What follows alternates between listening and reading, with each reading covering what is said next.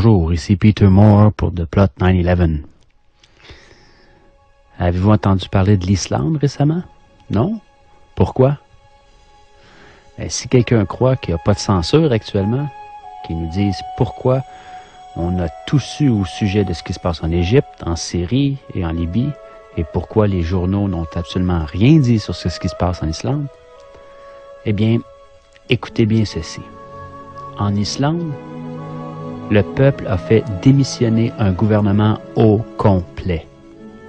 Les principales banques ont été nationalisées et il a été décidé de ne pas payer la dette contractée par ces dernières auprès des banques de Grande-Bretagne et de Hollande, dette générée par leur mauvaise politique financière.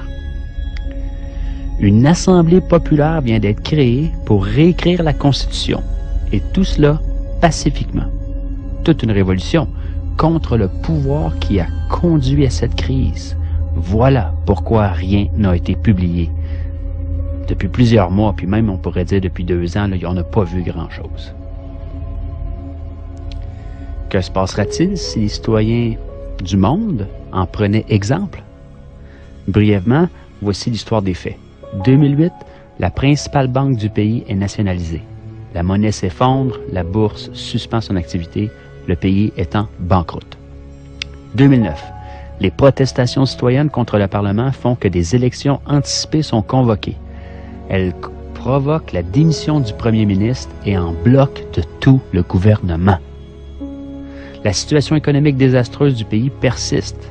Par le biais d'une loi, il est proposé à la Grande-Bretagne et à la Hollande le remboursement de la dette par les paiements de 3 500 millions d'euros. Un montant qui doit être payé mensuellement par toutes les familles islandaises pendant les 15 prochaines années à un taux d'intérêt de 5 %. 2010, le peuple descend à nouveau dans la rue et demande que la loi soit soumise à référendum. En janvier 2010, le président refuse de ratifier cette loi et annonce qu'il y aura une consultation populaire. En mars, le référendum a lieu et le non au paiement de la dette remporte 93 % des voix. Pendant ce temps, le gouvernement a entamé une investigation pour régler juridiquement la responsabilité de la crise. Les détentions de plusieurs banquiers et cadres supérieurs commencent. Là, je parle de prison, là. Oui, on n'est pas tous des mauviettes. Il y a des gens qui se tiennent, il y a des gens avec des colonnes vertébrales sur la terre, là. On n'en parle pas des médias, bien sûr, mais ça existe.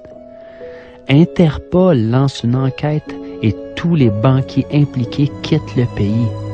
C'est comme des rats qui quittent le navire, là. Dans ce contexte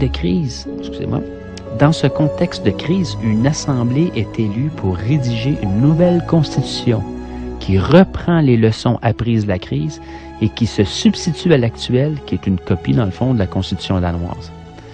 Pour ce faire, on a recours directement au peuple souverain. On élit 25 citoyens sans filiation politique parmi les 522 qui se sont présentés aux candidatures. Pour cela, il faut être majeur et recueillir le soutien de 30 personnes. Assez simple. L'Assemblée constituante commence ses travaux en février 2011 afin de présenter, en partant des avis collectés dans les diverses assemblées qui ont eu lieu dans tout le pays, un projet de grande charte. Elle doit être approuvée par l'actuel Parlement ainsi que par celui qui sera constitué après les prochaines élections législatives. Voici en bref l'histoire de la révolution islandaise. Démission en bloc de tout un gouvernement, nationalisation de la banque, référendum pour que le peuple puisse se prononcer sur des décisions économiques fondamentales, emprisonnement des responsables de la crise, réécriture de la Constitution par les citoyens. Nous a-t-on parlé de ça dans les médias européens, canadiens, américains, japonais, dans le monde, partout? Est-ce que les médias de masse ont même touché au sujet?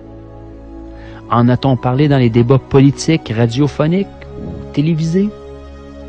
A-t-on vu des images de ces faits à la TV? Bien sûr que non, il y a ben trop de monde qui regarde. Le peuple islandais a su donner une leçon à tout le monde entier, en affrontant le système et en donnant une leçon de démocratie au reste du monde. Mes sources, c'est la liste Parti de gauche 84 par Forum civique européen.